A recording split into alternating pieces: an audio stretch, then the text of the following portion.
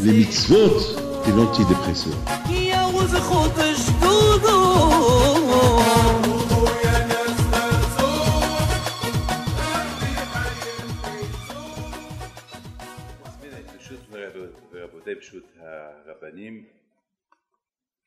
La semaine dernière, on a vu la paracha de l'histoire de Korah.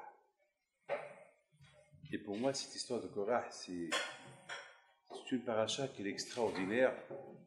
C'est une paracha qui nous apprend combien la mahloket elle est grave.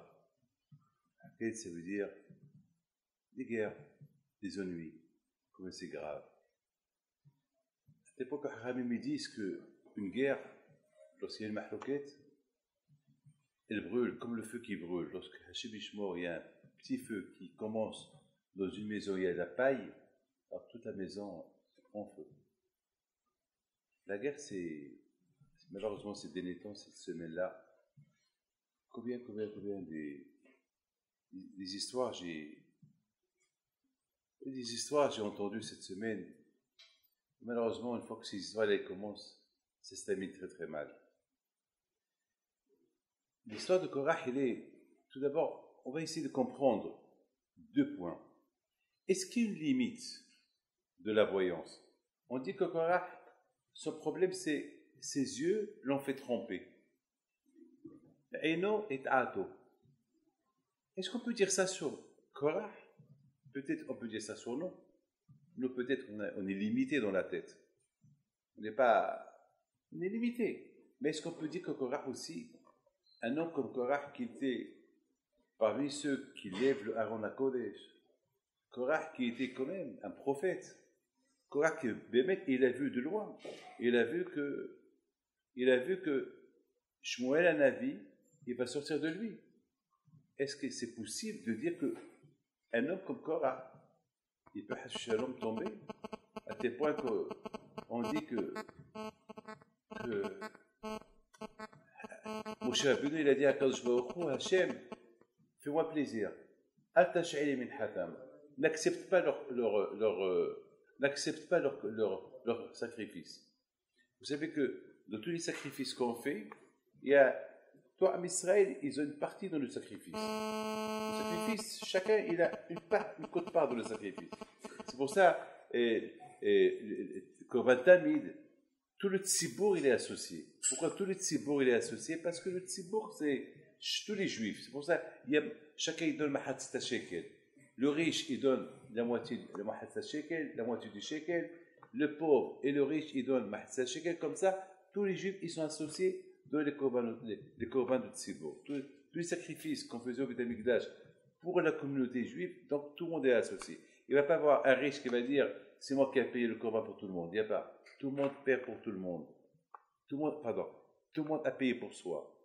Donc, Hachem, il dit, Moshe Rabbeinu dit à Hachem, Altifen, n'accepte pas leur quote-part du sacrifice. C'est quoi leur quote-part du sacrifice de Korah et Adato?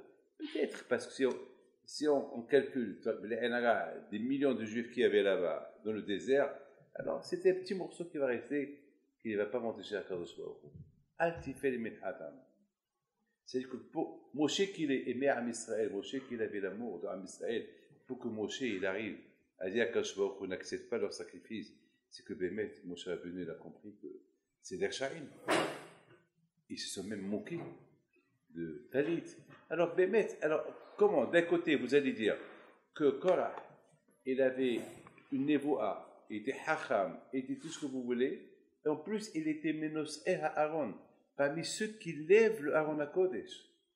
Vous savez que lever le Aaron HaKodesh, celui qui le touche, il meurt. C'est pour ça que Haram dit, c'est pour ça la famille de Kehat, eux qui s'occupaient du Aaron, ils n'étaient pas nombreux.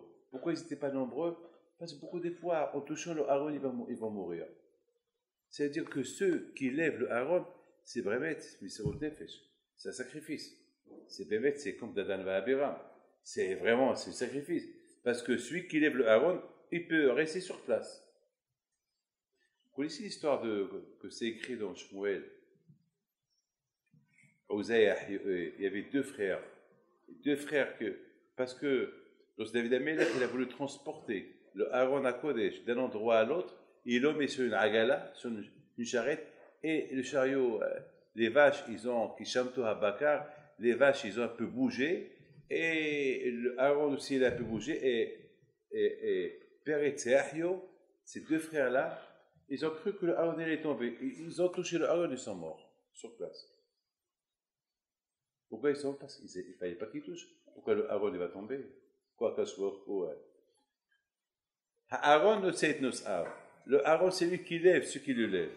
Alors, donc, pour vous dire que.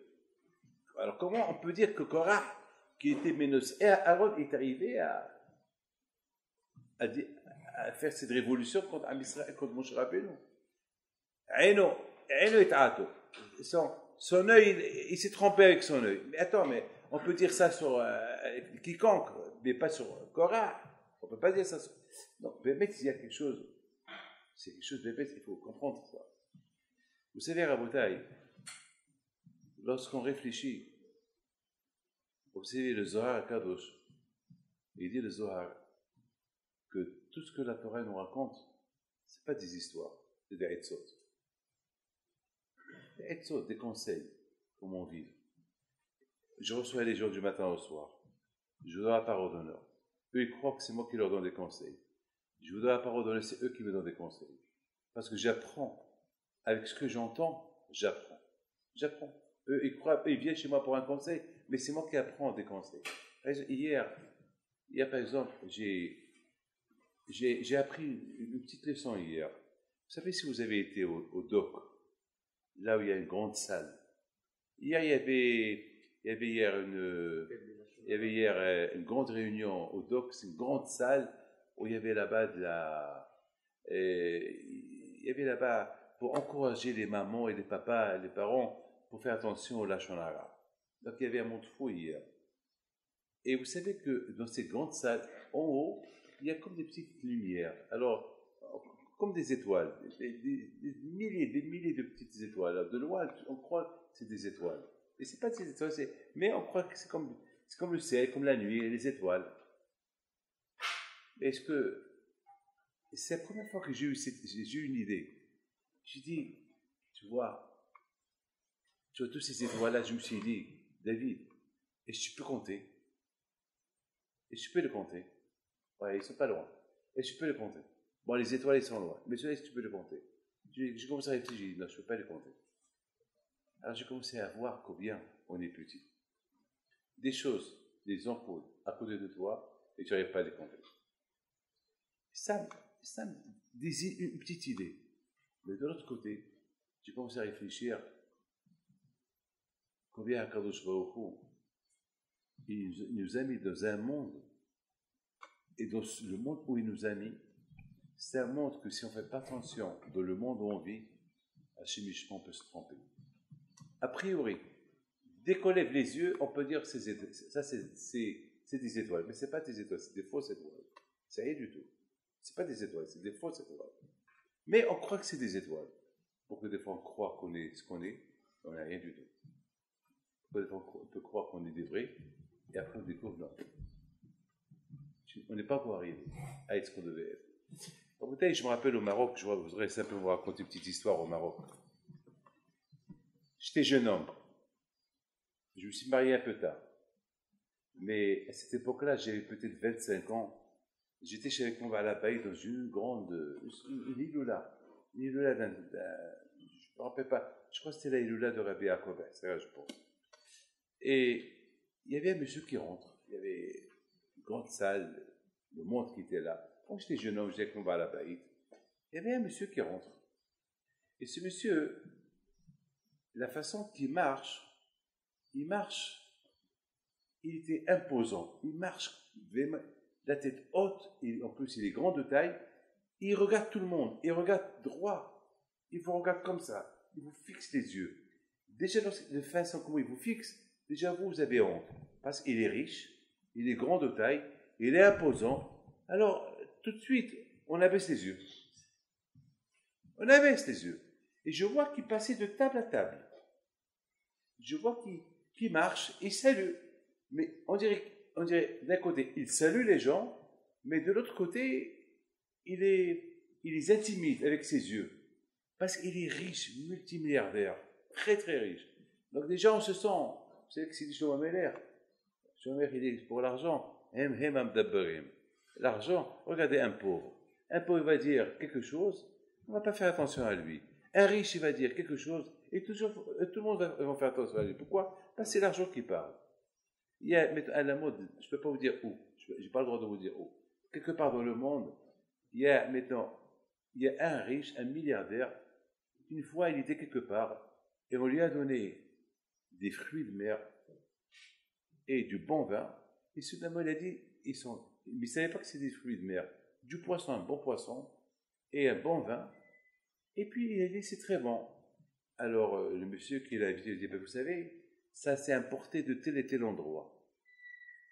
Avant, importé de tel et tel endroit. Et c'est fait de tel et tel endroit.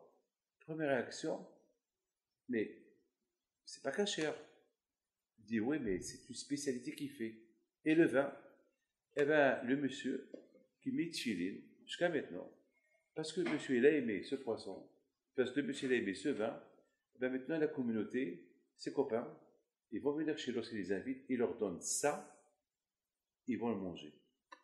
C'est des juifs qui respectent Dieu et tout, mais parce que tel et tel qui leur donne, ils ne peuvent pas le refuser parce que demain, ils peuvent avoir besoin de lui. Donc, Hachem Ishmor, au lieu qu'on écoute les rabbinim qui disent que ça c'est péché, le monsieur riche, parce qu'il est riche, il a un nom riche, il dit, ben, ça c'est quelque chose de bon, et lorsqu'on est chez lui, il vous sert ça, il leur sert ça, il ne peut pas le refuser, et ben voilà, Hachem Ishmor, c'est ce que Shlomo Meler dit, l'argent, hem amdaberim. Écoutez bien, et c'est super ce que je vais vous dire. Je pense que c'est la raison pourquoi, à l'époque de Shlomo Meler, il y avait tellement d'abondance. C'est écrit dans Melachim, moi j'adore Melachim, que l'argent, le KSF, le Nehchav, à son époque, l'argent n'était pas considéré. C'était comme des avanim. C'était comme des pierres. C'est les pierres. Est-ce qu'on fait attention aux pierres? Non. Les pierres, c'est les pierres, on les jette. Eh bien, à l'époque de Shlomo Meler, même l'argent, c'était considéré comme des pierres.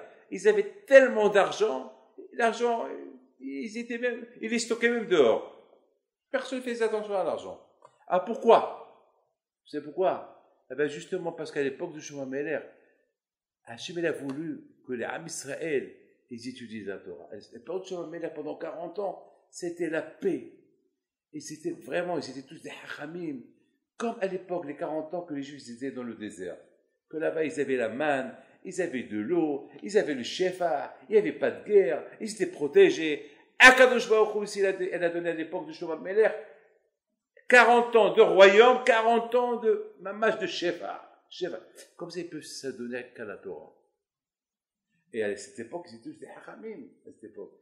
Qui ne va pas voir Shlomo Meler, qui parle avec des oiseaux, qui parle avec Akadosh Baruch Hu, qui était là, et c'est qui? C'est les prophètes autour de lui qui avaient peur de lui, comme Nathan Navi, comme Yoyada.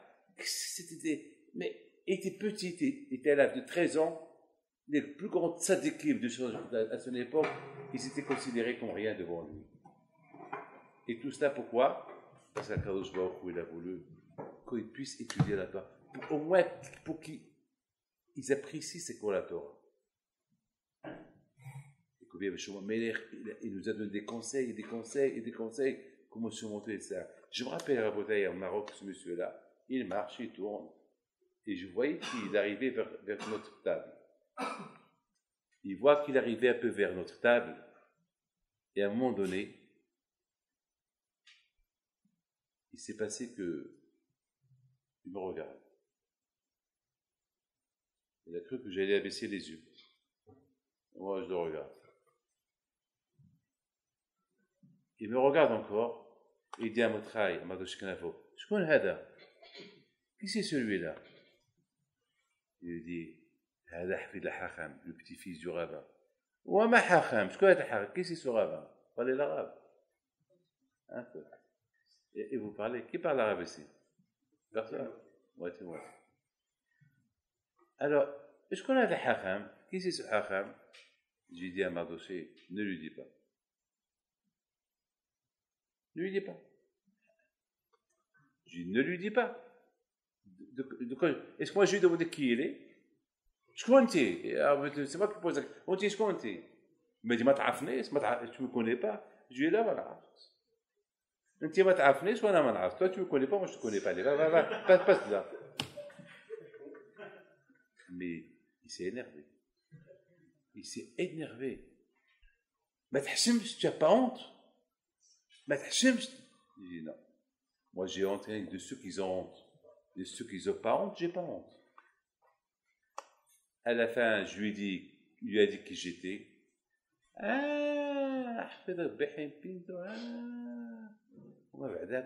Au moins qu'il dit pardon. Il me regarde. Il passe. J'ai dit à mon balabaït, celui-là, il va finir en prison. Il n'y a que la prison qui va l'annuler. Rappelle-toi, Maître, ce que je te dis. Celui-là, que la prison. Il faut qu'il passe 2, 3, 4 ans en prison. C'était un monsieur qui était bijoutier. Il était bijoutier, pas bijoutier, il faisait d'autres affaires. Mais il a acheté tant d'or, je ne sais pas ce qu'il a acheté. Il a été arrêté, l'Espagne, le Maroc, c'était un réseau qui nous a été arrêté. Et je suis parti le voir à l'hôpital, en prison. Parce qu'il est resté là-bas 4 ou 5 ans. Et je suis parti le voir. Il m'a dit, on m'avait dit il y a quelques années ce que vous avez dit. Ben, c'est vrai. L'argent nous a aveuglés. L'argent, on voit à travers l'argent. L'argent nous a aveuglés. Rabotaï, maintenant vous avez compris. Écoutez bien ce que je vais vous dire. Korah Bataï, c'est tzaddik et tout. Mais malheureusement, tu es tzaddik, à kol hakavod. Alors il faut faire l'état des choses. Il faut séparer l'argent et tzidkout. Regardez Shlomo Ameler. Il était riche. Mais Shlomo Ameler est resté un tzaddik. Regardez Rabbeinu HaKadosh. Rabbeinu HaKadosh Alav Shalom était multimilliardaire. Il n'y avait pas un riche aussi plus grand que Rabbeinu HaKadosh Alav Shalom. Il a séparé Rabbi de l'argent. Chez lui à la maison, lorsqu'il mange, il ne mange rien du tout. On peut être riche, c'est pas une aberration d'être riche. Il y a beaucoup de tzadikim qui sont milliardaires. Mais ils savent que la richesse, c'est pas la richesse qui va leur dire quoi être. Malheureusement, Korah, il y avait quelque chose. Il était inséparable de son argent. Alors d'un côté, il voit, mais il voit deux choses. D'un œil, il voit loin. C'est pour ça qu'ils disent Aino. C'est pas Enab, Aino. Aino, c'est un œil. Parce qu'il avait un œil dans l'argent et l'autre œil avec quoi il voyait loin. Je dis ça aussi, ce qu'on dit sur Bil'am. Bien, on dit Château Ma'ayin. Pourquoi pas les deux qui sont fermés? Non, un œil avec lequel il voit loin, c'était un avis, et un œil avec quoi il voit Rish'out, Znout. On peut pas avoir deux yeux. Chef t'a donné deux yeux tu peux pas les séparer. Deux yeux pour servir à Kadosh Baruch Hu. Tu ne peux pas utiliser deux yeux, un œil pour là. C'est pour ça qu'on dit, il ne faut pas être posséyah hachni se'efim. Tu ne peux pas avoir un pied sur un escalier et l'autre pied sur un autre. Non, tu ne peux pas être entre deux. Il faut décider, ou à gauche ou à droite. Tu ne peux pas. Combien, Rabotaï, c'est important ce que je suis en train de vous dire. Le combien c'est tellement important. Combien un homme il doit faire attention. Et c'est la raison pourquoi Korah est tombé. Korah était un grand voyant, il voit un avis, tout ce que vous voulez. Mais malheureusement, Korah, sa tête était trop prise par l'argent. Je me rappelle au Maroc, on disait Maman de Korah, l'argent de Korah. Parce que Korah, mais t'es riche. Et t'es riche. Je m'excuse de vous dire cette phrase, peut-être, je n'ai pas le droit de la dire, chez Mishmor. Peut-être même il avait honte d'être Minos et Aaron. Peut-être, ce n'était pas son cas d'être parmi ceux qui lèvent le Aaron. Il se peut que lui, il veut qu'on le lève. Parce qu'il était tellement riche. Il voyait tellement ses coffres, sa richesse. C'était un bisaï pour lui. Il voulait passer, il voulait être un Kohen Gadol. Regardez-moi, voilà ce que je suis Kohen Gadol. Si Hachem n'a pas choisi, ne peut pas être Kohen Gadol et choisir être Baal Gava. C'est impossible, ça ne marche pas, ça. Tu peux pas. Et je pense que c'est la raison pourquoi Korah, il est tombé. C'est pour ça que la terre, elle s'est ouverte. Pourquoi Moshe Rabbeinu a puni Korah? Pour que la terre, elle s'ouvre. Pourquoi il n'a pas dit que le feu, il descend, il le brûle? Ou bien qu'un aigle, il vient de nulle part, il le prend, il disparaît. Pourquoi pas vers là-haut? Pourquoi pas une crise cardiaque? Non. C'est quoi la Gahava? C'est quoi le tikkun de la Gahava? La Gahava, c'est l'orgueil. C'est quoi le tikkun de la Gahava? C'est la Anava. Ce sont les Ish Moshe Anav, Mikola Adam, Hachar Pnei Adama. Donc le tikkun de Korah, c'était la terre qui tombe. Pourquoi la Gzera, lorsque quelqu'un meurt, on l'enterre? Pourquoi s'il meurt, pourquoi on doit l'enterrer dans le sable?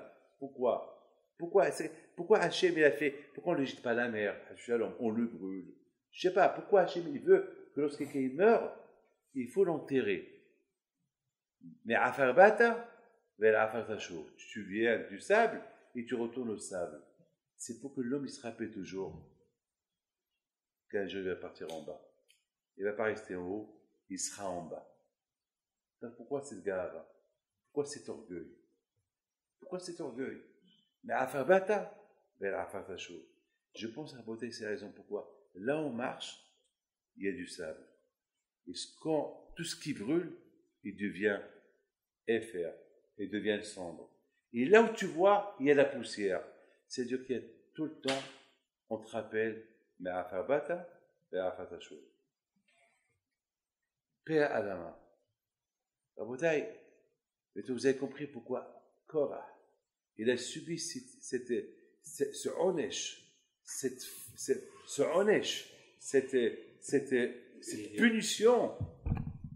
punition, parce que son œil, pourquoi son œil l'a trempé? Parce que malheureusement, vous savez qu'est-ce que la Gemara dit? La Gemara dit que le talit, ouais, c'est important le talit. Kobiché, Milovesh talit, tout ce qui met talit sur lui, il dit Rabbi Shimon bar Yochai, Zoché veroé pli shechina. La folie, hein. Je regarde ça, j'aurai le zchut de voir la shechina. Pourquoi? C'est pourquoi? Regardez mes amis, regardez. Le talit, toujours, il va vers en bas. Lorsqu'on voit le talit, on fait comme ça. Zoché veroé. Celui qui regarde le talit, Zoché veroé.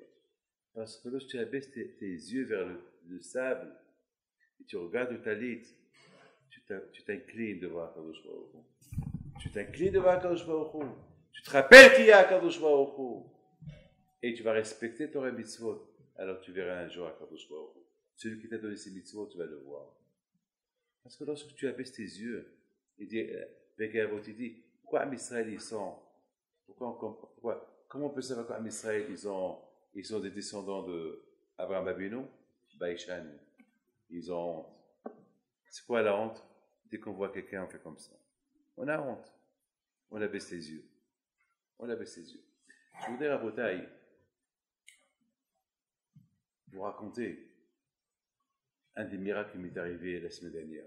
Mais je voudrais, c'est quelque chose de Kadosh Baruch Hu. Je dis merci à Kadosh Baruch Hu pour le miracle qui m'est arrivé la semaine dernière. J'étais avec William Marciano. Je ne peux pas dire où on était, mais l'histoire, elle m'a donné beaucoup. Jusqu'à maintenant, je vis encore dans la peur. Voilà, je vous le dis. Je rigole pas. Jusqu'à maintenant, je vis dans la peur et chaque fois, je dis merci à Hachem. Et chaque fois que j'ai l'image, ce que j'ai vu, ce que j'ai vécu, tout de suite, j'essaie d'enlever les images de ma tête. J'essaie de ne pas, même de penser à ça, je ne veux même pas penser. Parce que là, j'ai vu la grandeur de la Kadosh Baruch Hu. Je suis parti quelque part, pour ramasser de l'argent pour aider des pauvres. C'est moi qui ai payé mes billets et tout. William m'a accompagné. On a ramassé de l'argent pour la maison des vieux. Et cette maison des vieux, ça fait longtemps qu'ils mangeaient du tarif, et maintenant, Baruch Hashem, ils mangent du kasher, ils ont besoin d'argent. On a ramassé de l'argent pour eux. À un moment donné, je devais donner un grand cours pour 120, 130, 200 personnes, des gens qui sont loin de la Torah. Loin, loin, loin. Et à un moment donné, j'ai dit, qu'est-ce que je vais leur dire? Je vais leur parler des Meraglim, de quoi je vais, d'Abraham, d'Isaac, de Yaakov. Ils sont loin, ils ne mangent même pas kasher. En plus, ils sont venus me voir que par curiosité. Et eux, c'est eux après qui vont donner l'argent pour les pauvres, pour cette maison-là où il y a 120 vieux. Et je réfléchissais. Qu'est-ce que je vais leur dire? Qu'est-ce que je vais dire?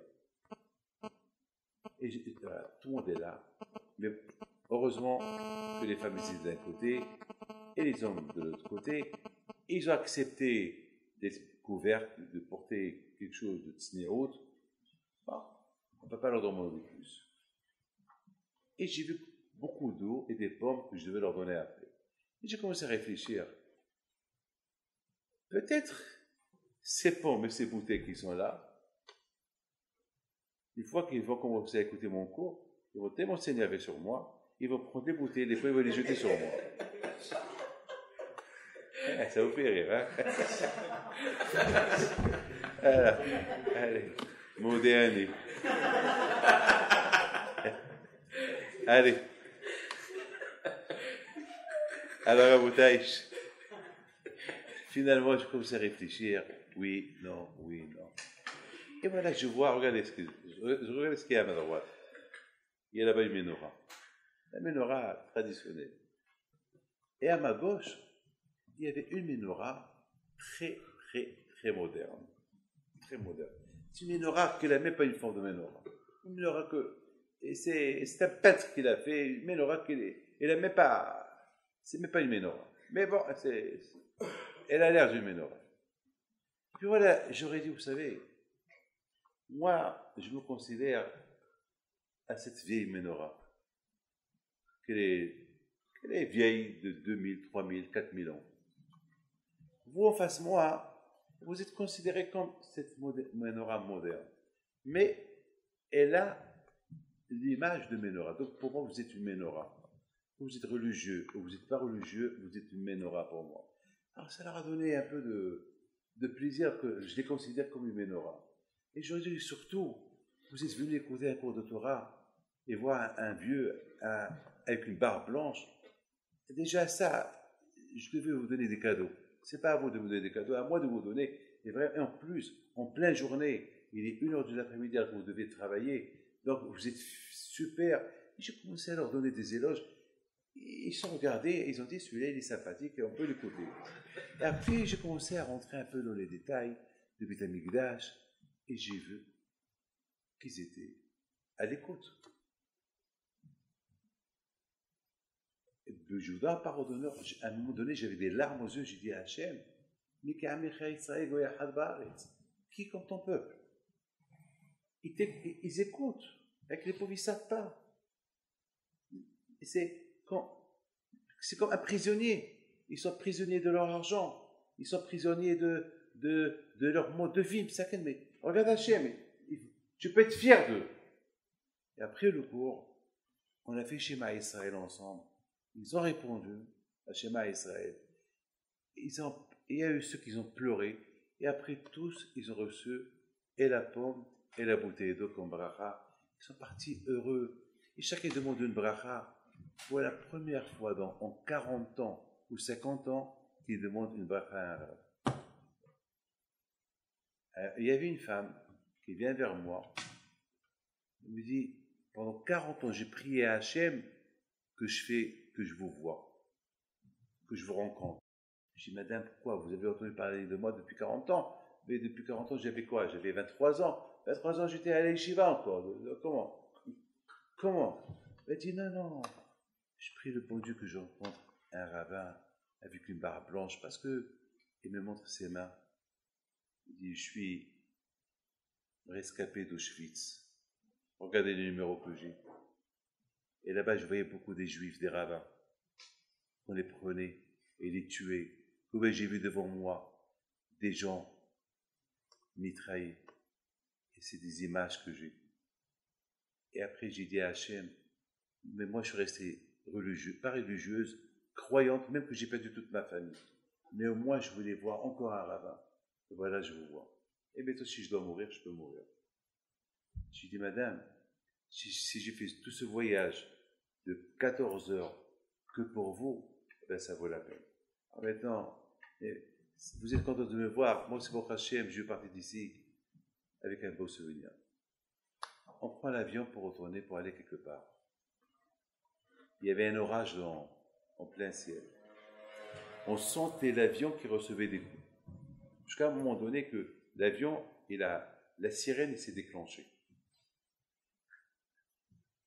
Bien sûr, on prie à Kadosh Baruch Hu. Des moments comme ça, on est entre les mains d'Hachem. Hachem, tu sais bien qu'on est venu que pour toi. Regarde, j'ai pas ramassé un dollar ici. J'ai ramassé l'argent pour les vieux. Hachem, je veux que tu nous aides pour arriver en bonne santé. Là, on doit aller.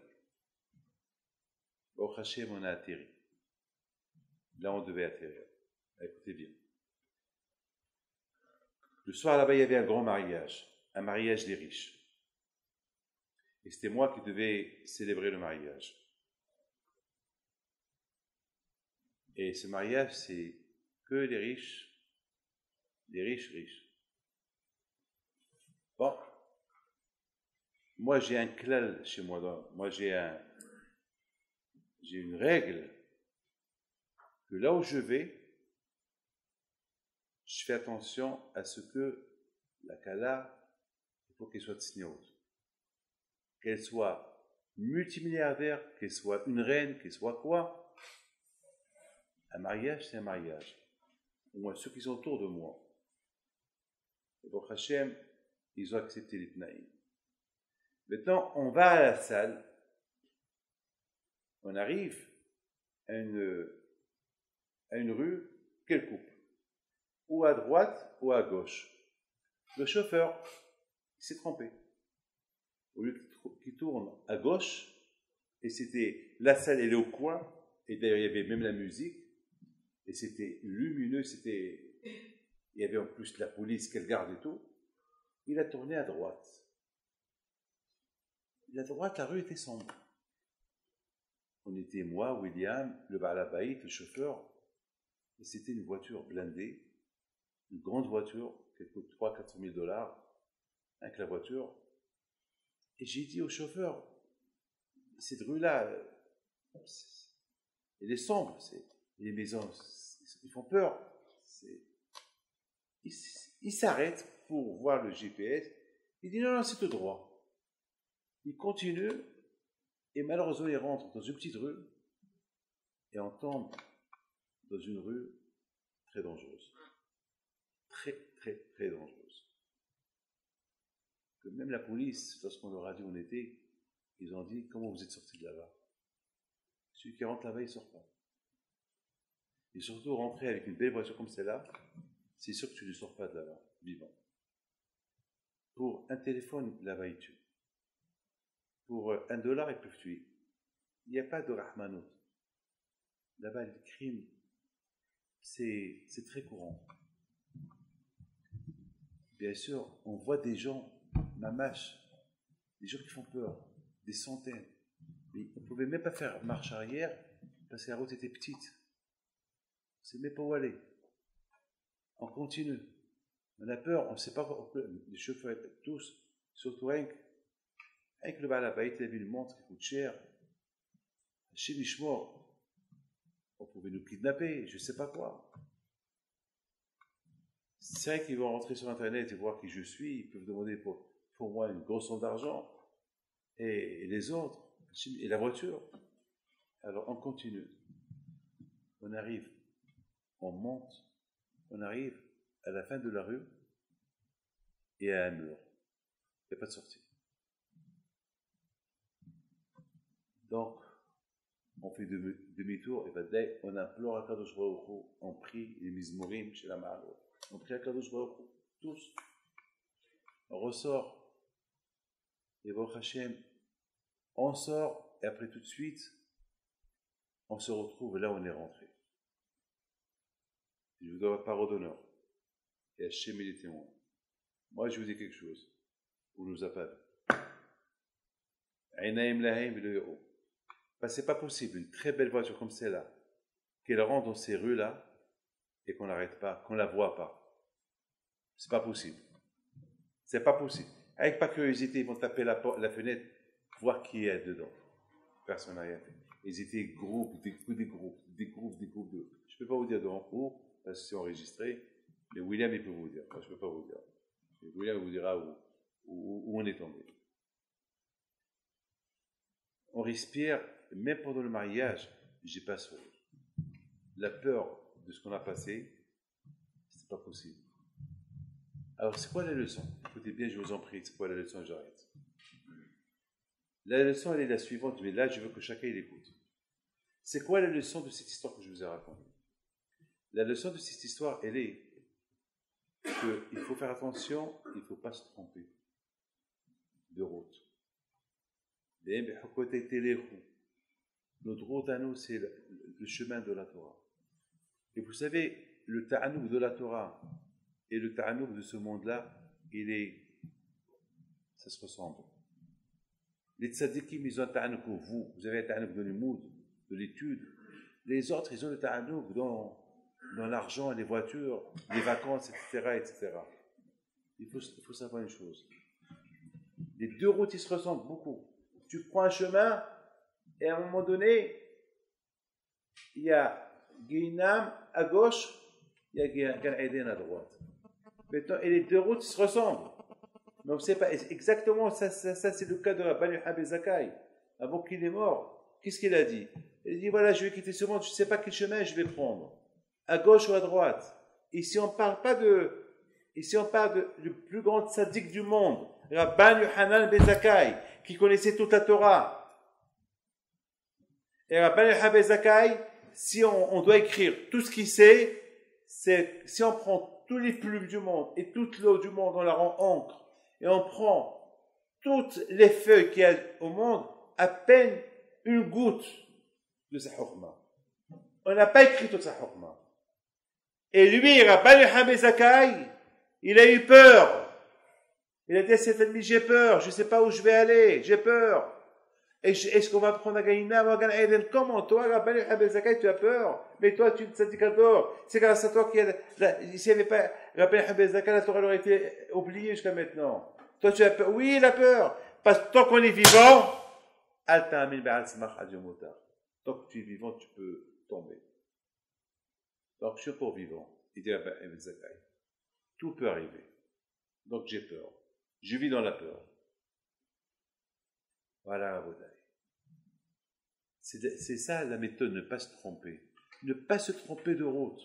Pour ne pas se tromper de route, il faut s'attacher, s'accrocher à la Torah Kedusha. Rabotai, lorsque je suis rentré à la salle, il me dit, à la Baïd, vous savez, Rabbi David, si on doit calculer combien d'argent il y a dans cette salle où vous êtes, il y a 1000 personnes, il y a peut-être 500 femmes ou 600 femmes, il y a des billions de dollars. Je dis comment des billions? Comment il y a des billions? Il m'a dit, vous savez, il y a des femmes qui ont, avec un diamant, il peut coûter 2 millions de dollars. Avec tout ce qu'ils portent, ils peuvent porter jusqu'à même 50 millions de dollars de bijoux. Je dis quoi? Je dis, mais attends, mais et là-bas, et en face, Rabbi David, vous avez Gan Eden et vous avez Guéhinam en face.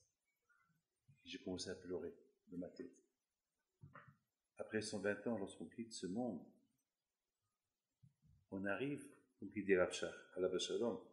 Rav Shach, il explique que les deux mondes, ils se collent. Il a porté, je ne veux pas entendre les détails.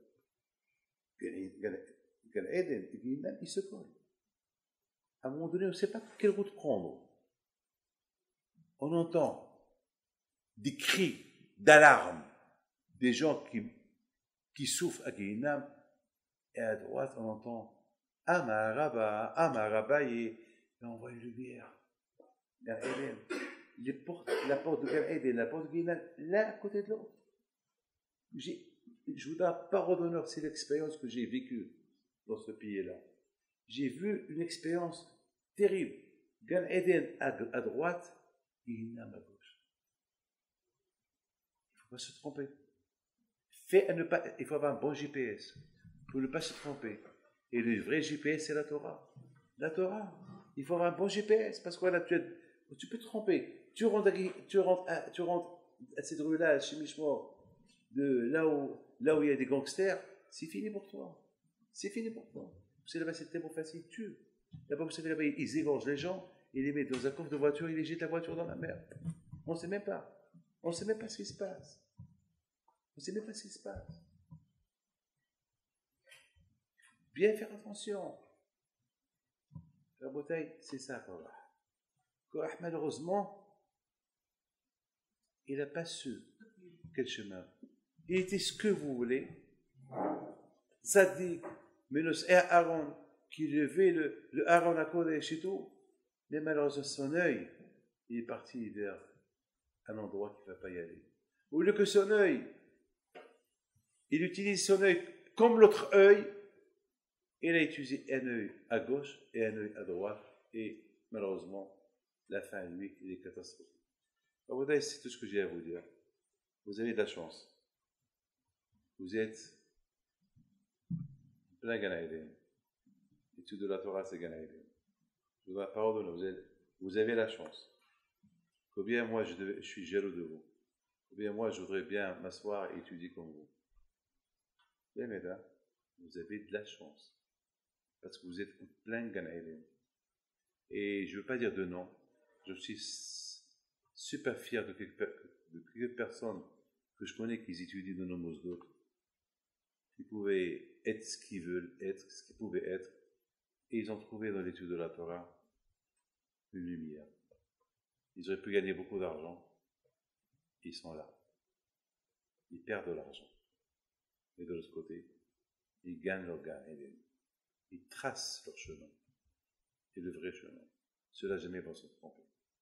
Ceux-là, ils ont la Torah. La Torah, elle va en face d'eux. C'est super. Et je voudrais simplement vous rappeler une chose. N'oubliez pas une chose. Que tout ce que vous êtes en train d'étudier, si vous ne la partagez pas avec d'autres, juifs, comme si vous n'avez rien fait. Il faut partager ce que vous étudiez avec d'autres. C'est très important. Non seulement étudier les mots de l'Amed, les shmo b'la'asot. Et c'est ça l'erreur d'aujourd'hui. Il y a beaucoup de gens, ils veulent étudier que pour soi, pour eux. Non, c'est une erreur. Les mots de l'Amed, étudier. Vous êtes, je ne sais pas, le Shabbat dans des communautés. Oh, peut-être, vous voulez vous rassembler le Shabbat dans une communauté, vous allez vous trouver tous. Vous avez gagné quoi? Rien du tout. Rien du tout. Vous avez gagné une rencontre entre vous.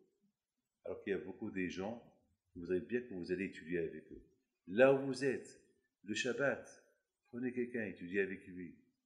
Donnez-lui parce que chacun de nous ici aujourd'hui, il a un œil là et un œil là. Mais vous, votre Hachem, les Bnei Torah, vous avez l'œil sur le limoud. Il faut partager. Vous êtes en train de lire une sougya qui est importante. La sougya de cette étude de Tzvorot, c'est quelle est halakha de Moshe Sinaï, Hatzine Zekse. C'est une sougya extraordinaire. Maintenant, je me rappelle une fois, j'étais en train de discuter à la yeshiva à Lyon, il y a une dizaine d'années, ou 12, 13, je ne sais pas, je ne me rappelle pas, de cette sougya de Tzvorot.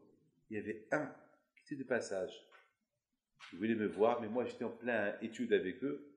On discutait. Après, il me dit, c'est quoi ça? Un poulet qui marche, et avec son pied, il appuie sur une pierre, et la pierre elle s'envole, elle casse un verre, il paye la moitié. Mais pourquoi il paye la moitié? Mais il faut qu'il... Tout d'abord, qu'il ne paye rien, Pourquoi il doit payer? Pourquoi c'est pas lui qui a cassé? C'est le poulet qui a cassé. Pourquoi lui doit payer? Je lui dis, ben, il fallait qu'il fasse attention à son poulet. Donc, le fait qu'elle n'a pas fait attention à son poulet, et le poulet, c'est son poulet, donc c'est comme si c'est lui qui a payé, comme si c'est lui qui a cassé. Alors, il me dit, alors qu'il paye tout, pourquoi la moitié? Pourquoi la moitié? Si c'est lui, alors il paye alors encore plus. Peut-être il doit payer plus. Pourquoi? Parce que si on considère que le monsieur, c'est comme c'est lui qui a payé, comme c'est lui qui a cassé, donc c'est pas un poulet. Un poulet, il a cassé sans faire exprès. Mais si lui, c'est comme si lui, donc on va considérer que lui, comme si c'est lui qui l'a cassé exprès. Et si lui, il a cassé exprès, il faut qu'il paye combien? Les ekchalem, tous les lesek, tout. Tu as raison. Tu as raison, tu vois, je commence à comprendre. Hein? Mais ça, c'est halakha les Moshe Missinaï. Ça, c'est une halakha qui a été donnée comme ça, du ciel. C'est Hachem qui a voulu comme ça. Et pourquoi? Il n'y a pas de pourquoi. Justement, tu as donné un bon raisonnement. Et vraiment, il devait tout payer, le monsieur, le propriétaire du poulet. Mais quand même, c'est Hachem qui a décidé. Halakha les Moshe Missinaï. C'est ça la Torah. D'un côté, on voit des choses, il faut payer tout. D'un côté, on voit qu'il faut payer la moitié. C'est ça la Torah. La Torah, c'est comme ça. C'est le Baal HaBayit qui a décidé comme ça, on ne peut pas changer. Et aujourd'hui, ce monsieur-là, Rabotai, sa fille, elle se marie avec un Rosh Yeshiva. Lui, c'est un grand Talmid Chacham. Ses enfants, ils sont tous de Yeshivot en Eretz Israël. C'est la Taméramim. Et tous les yeshivot, alors qu'avant, ils faisaient du business très sale. Ils ont goûté la Torah, ils ont tout lâché. Voilà le pouvoir de la Torah. Une souillette de Tzorot, elle a rendu un monsieur à se réveiller. Alors mes amis, que Hachem vous protège, je vous donne bracha ve'atzlacha, et on se voit dans 10 jours si Dieu veut. الهرب بنبيت بنتو اللولا لسيتو الهرب بنبيت بنتو نوضو يا العيالات صغرتو